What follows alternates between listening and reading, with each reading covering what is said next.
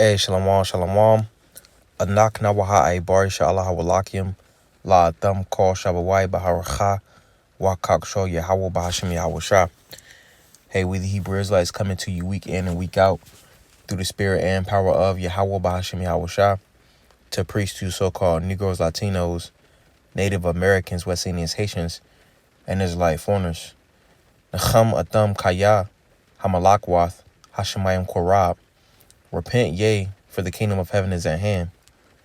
Kahalayim la Yahweh Bahashim Yahweh Shah Bahashim Racha Hakodash Wamashana Kabadim Zakwayim Nawa Wamalakam Shor Yasha Allah Zakwayim Racha got a wall Wachasa Washalawam Wabarakim Lahabachaya Shah Hagawesha Allah Shalawam. Alright, so all praise to the Most High Yahweh, which means He exists. Bahashim, in the name Yahweh Shah, He delivers. Double honors to the elders and apostles of Israel, the elders and apostles of Great Millstone, and mercy, peace, and blessings to the elect of the nation of Israel. Shalom, which means peace. All right, so I just want to go into the term Ebonics. It says, so-called African-American Vernacular English, 1975, is the title of a book edited by U.S. Professor Robert L. Williams, 1930 to 2020, who said to have coined the word as blend of ebony and phonics. All right, so it's a combination of those two words. Now, going into this word ebony, it means dark.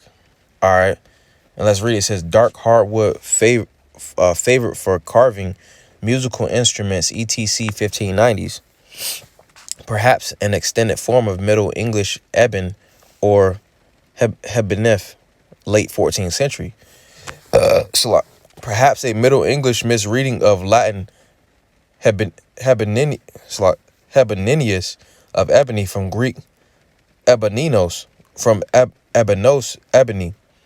All right, probably from Egyptian HBNJ or another Shemitic source. You see, and I haven't been able to further go into this word, but it sounded like Ibar, like it comes from Ibar, which that would be spiritual, but nevertheless, the term ebony does mean dark. All right, but let's keep going. It says figurative use of suggests intense blackness is from 1620s as an adjective of ebony, made of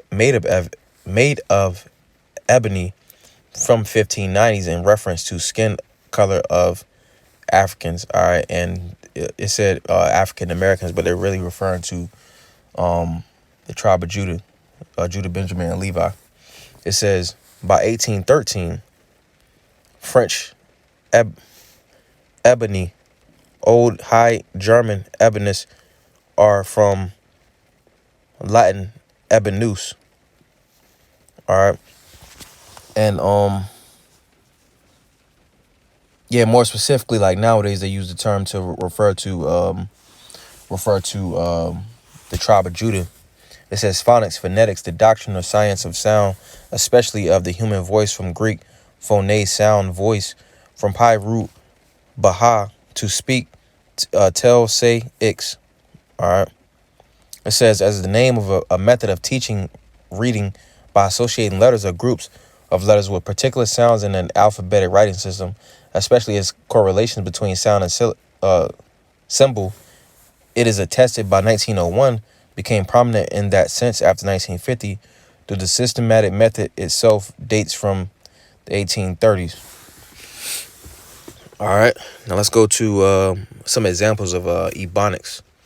All right, so it says examples of Ebonics. Let's click on it. It says, she been had that handmade dress. So in English, you could say it correctly. She already had that handmade dress. All right, and it's the same language, you see, but it's said a different way. All right, slang, if you will. It will be considered slang. That's essentially what Ebonics is slang. All right. It says, I don't know what homie be doing. So we got it right here. I don't know what my friend is usually doing. It says, I asked Ruff, could she bring it over to Tom crib? I asked Ruth, I asked Ruth if whether she could bring it over to Tom's place. All right, and that's just, as we can see right here with the RUF, that's referring to Ruth. All right, with the TH, you see, but Jake is known for slang, and not only the tribe of Judah. You see, we was always into slang, you know, and when we get that through the Spirit, Lord's will. But that, that's how we can tell that we are truly the people. Because if you look at Esau, if you look at the gutter rats over there now, they ain't talking slang, they talking proper, and any slang they do have, they get it from us, But let's get some precepts. This is let's see. This is Romans chapter 8 and verse 16. It says, the Spirit itself beareth witness with our spirit that we are the children of the Most High. All right, the Spirit is the scriptures. All right, the scriptures is evidence that we the children of the Lord. You see? Let's actually get some more. Let's keep going. We can go to Judges Shapatium, chapter 12. Judges 12. It's a lot. In verse 1 through 6, it says, and the men of Ephraim, Apariam, which means I am fruitful, gathered themselves together and went northward and said unto Yapatah, wherefore passest thou over to fight against the children of Ammon, and didst not call us to go with thee? We will burn thine house upon thee with fire. And Yapatah said unto them, I and my people were at great strife with the children of Ammon, and when I called you, ye delivered me not out of their hands. And when I saw that ye delivered me not, I put my life in my hands and passed over the children of Ammon, and the Lord delivered them into my hand. Wherefore then are ye come up unto me this day to fight against me? Then Yapatah gathered together all the men of Gilead and fought with Apariam. And the men of Gilead smote Apariam, because they said, ye Gileadites are fugitives of Apariam among the Ephraimites and among the Manassites. And the Gileadites took the passages of Yardan before the Ephraimites and said, it was so.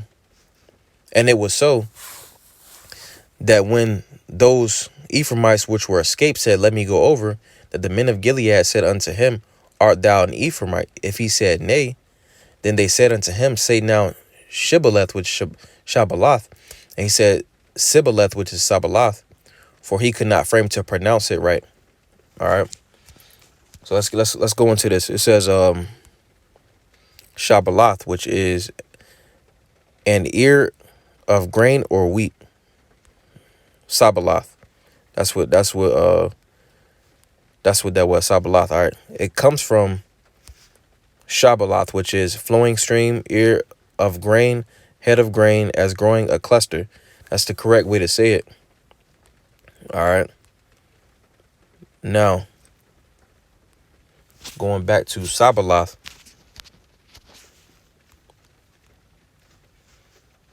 Going back to that. It says Sabbaloth in the dialect of the Ephraimites, an ear of corn. All right, so this was a dialect of the Ephraimites. All right, those are the tribe of Ephraim. You see, they had slang, so to speak, because they replaced. There's some literature on how they replaced the sa with the sha. Like the Ibariath, by Ibariath in Hebrew, it will be Shabbaloth for the ear of corn, and it will also be for a channel, you see. But nevertheless, that dialect, that slang was prevalent in the tribe of Apariam, Ephraim, you see. And that's how we know who we are today, you see, because we've always been into slang talk. You don't see that amongst the gutter rats. You don't see that amongst these Edomites. You don't see it amongst the other nations. Jake always talks with that slang, and that's why I want to bring out Romans 8:16, because that shows us that we are the people. You see, because forever we've been speaking with slang. You see, it's like it didn't just start with the term Ebonics. You see, and it's not just the tribe of Judah, Yahweh. You see. I just wanted to go into that. Lord's will that was edifying. Call her like Mla Yahweh Bahashim Yahweh Shah Bahashim Kagdash. A double honor to the elders and apostles of Israel, the elders and apostles of Great Millstone, and mercy, peace, and blessings to the elect of the nation of Israel. Shalom, which means peace, and Layla Tawab, which means good night. Shalom.